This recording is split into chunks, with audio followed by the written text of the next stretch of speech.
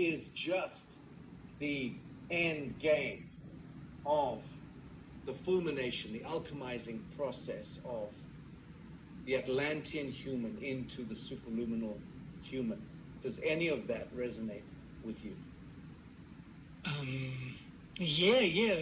Totally. The thing is, we have a completely weird idea of what evil is.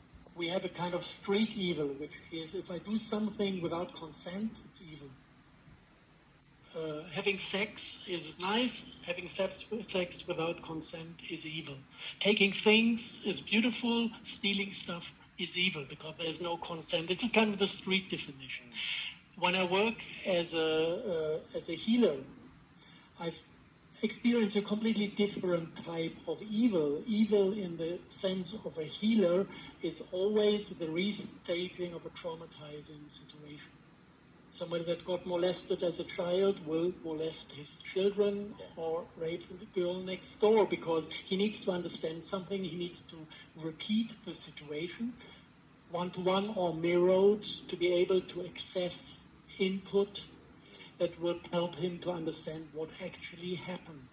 So this is the satanic type of evil. There's a planet that went into self-destruction through the path of transhumanism. And this is a huge trauma. It's extremely painful to go through that path. And the pain was not recognized till now. And this is why the history is repeating over and over and over again with this Borg advance. And my feeling, my idea is that maybe humanity was even created for that purpose. To have a race that has such a strong inbuilt ability of being creational, being close to source, being a divine expression, being put in front of the teeth of this traumatized entity to bite us and get our divinity as a poison for his healing. Of course, it's not a poison, it's a medicine for his healing.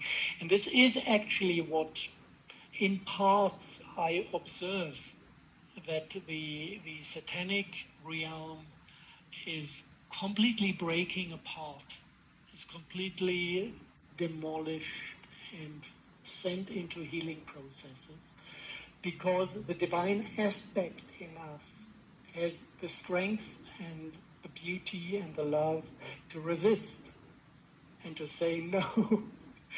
And from that healing perspective, I find exactly the peace with what we have in the now, because we experience it.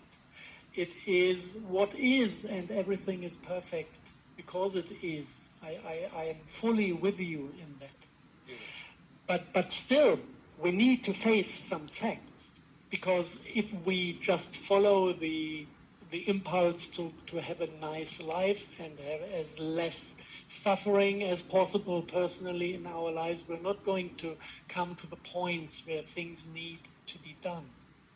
We come to the points where things need to, where we find the things that need to be done if we open our heart and we open our eyes to what actually is.